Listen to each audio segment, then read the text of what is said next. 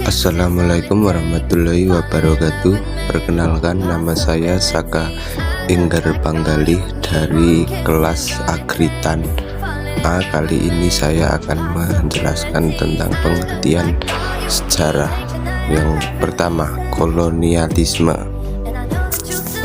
Secara makna, kolonialisme adalah istilah yang berasal dari kata colonus, artinya adalah menguasai. Oleh karenanya, kolonialisme dapat dimaknai sebagai suatu upaya yang dilakukan suatu negara untuk menguasai wilayah tertentu di luar negaranya.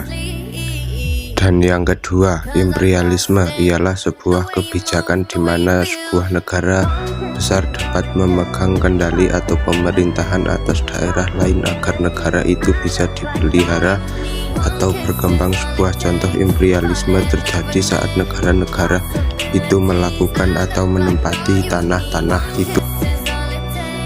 Persamaan kolonialisme dengan imperialisme, artinya kolonialisme dan imperialisme sama-sama mengeksploitasi negara yang ditaklukkannya negara penakluk yang menaklukkan. Kolonialisme atau imperialisme akan mendominasi penduduk ataupun sumber daya yang dimiliki negara yang ditaklukkan. Perbedaan kolonialisme dan imperialisme. Kolonialisme adalah sebuah paham tentang penguasaan suatu negara oleh negara atau bangsa lainnya dengan tujuan memperluas kekuasaan negara tersebut. Lalu imperialisme adalah sebuah sistem politik yang dilakukan dengan menjelajah negara lain bertujuan untuk mendapatkan kekuasaan dan keuntungan sebesar mungkin. Faktor utama gold berarti keinginan memperoleh kekayaan di wilayah-wilayah baru yang ditemukan. Kekayaan yang dieksploitasi dari wilayah-wilayah baru itu kemudian digunakan untuk kepentingan kerajaan atau negara imperialis seperti Spanyol, Portugis, Belanda, Inggris, Prancis, dan lainnya.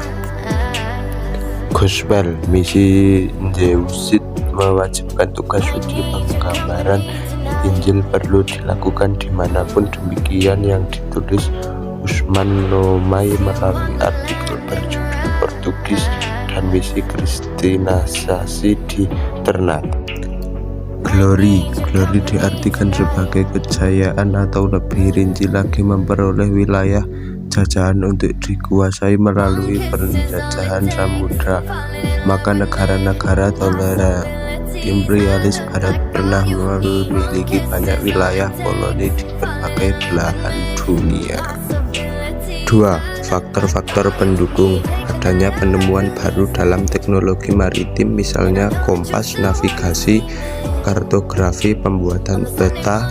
Adanya semangat dan idealisme pribadi. Sejak Galileo mengatakan bahwa bumi itu bulat, mereka tertantang untuk membuktikan teori.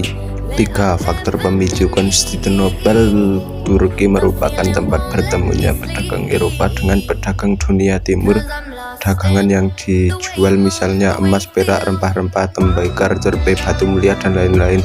Mereka membeli barang-barang itu kemudian dijual di Eropa dengan harga mahal. Dari sinilah mereka secara perlahan-lahan mengenal kekayaan dari dunia timur. Konstantinopel dikuasai oleh Sultan Mehmed XI, penguasa Ottoman.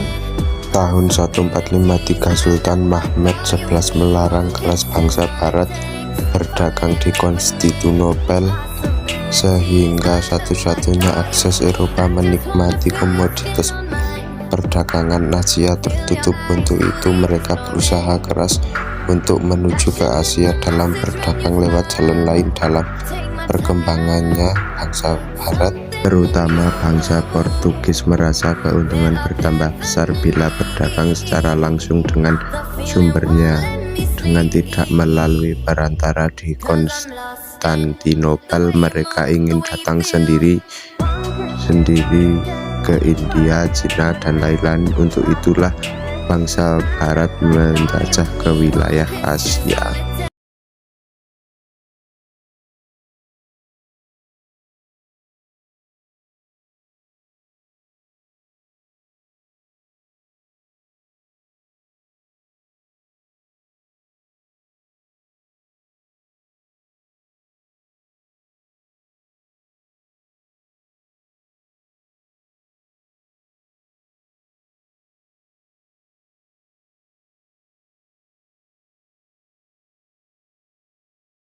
tokoh-tokoh imperialisme, Napoleon Bonaparte, Genghis Khan, Ratu Isabella, dan yang terakhir Ratu Juliana.